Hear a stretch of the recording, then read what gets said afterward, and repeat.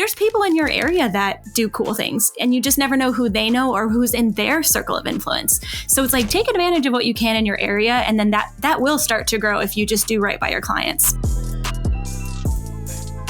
The question I always get from people is like, when you start working with big brands, it's easy to work with big brands. The problem is, how do you get to work with the big brands? So you're working with friends, probably mom and pop businesses. How is it that you're able to get one of those big brands? Jen and I did this really fun exercise where we tried to circle back to our biggest clients and how we got them. So for Red Bull, we got that through a DM on Instagram. We were posting work nonstop, really trying to get ourselves into the surf moto kind of arena that we know locally has a lot of work to be had, right? We're really putting it out there, and people were starting to kind of notice because Red Bull is locally in this area. But then things like my friend who I met at our creative meetup that we started here, he works at A6. I did a logo for his wife's ice cream company. He loved it. Then they're like, hey, A6 needs a logo for this small, event. It's literally like taking on the job that you think, this may not be huge, but it'll be fun. Everybody knows somebody a little bit higher up or with a little bit more clout than them. I think it's just really taking care of the people in your life and trying to put yourself out there to meet people, which I know has been hard in the last few years, but even just going to like live things like Adobe Live, and they have the live chat,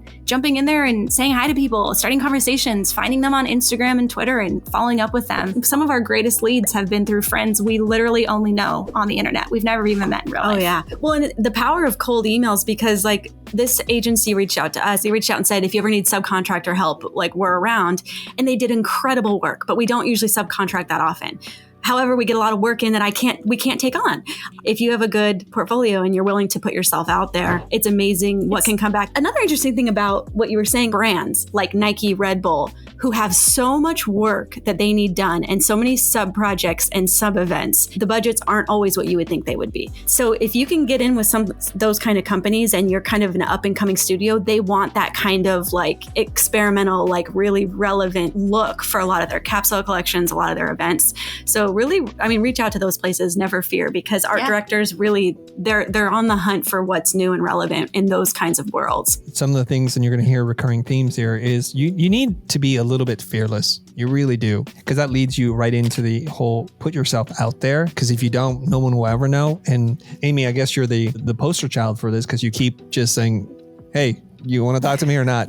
and hosting events and doing things that creative people generally freak out over, like sending out emails to people they don't know and being visible and public and seen. The other part to your secret is be in Southern California.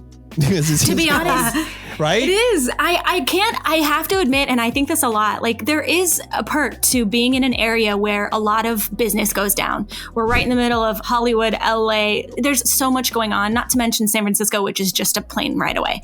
So there's definitely value to that. But if you give yourself a budget for conferences, you can meet just as many cool people if you're just putting yourself out there and just, making the time. And there's people in your area that do cool things, and you just never know who they know or who's in their circle of influence. So it's like, take advantage of what you can in your area, and then that will start to grow if you just do right by your clients. Things that have come that have had nothing to do actually with local connection, interestingly. So Red Bull was in the DM. They were just searching hashtags, the power of like literally just hashtagging your work. And art directors are looking for a certain kind of thing that they need to, get approved to do for their kind of thing. But also we reached out to a lot of people who worked at brands that we really admired on Twitter. And we met a ton of really cool people that way who, that wasn't through a local connection or a local meetup. That was just the power of the internet, And we work remote. We don't have a kind of like an office where people can come to and we can like woo them and wine them and dine them. So we did kind of have to take advantage of that like remote reach out kind of approach that people in, secondary, third markets, that kind of thing have to do a little bit more of. But it's possible. It totally is possible. I'm glad you say that. But I also was saying it in a very serious way, because I have a lot of friends that are not from California. And then, Chris, the kind of budgets you're talking about, just not, I'm like, well, dude, this is kind of just normal here. And we pay this living tax, quote unquote, to be here because real estate prices are ridiculous. And we're joking beforehand, like you can get a tiny little place and it's going to cost you an arm and a leg to get. But there's this thing where if there's a lot of enterprise and commerce and entrepreneurs, everybody's looking to grow their company. And if you're in the creative service space, you're ideally situated. Like you said, there's a lot of people in your backyard, right? In Newport or in Orange County, tons of businesses from retail, fashion. We're in LA's entertainment capital of the world. Lots of opportunities. You pay for that. We need to be around that. But you said too, don't let that be your limiting thing, because opportunities exist. You just have to travel a little bit. You can go to a conference, you can go to a trade show or something and just be around others who are looking for help right now.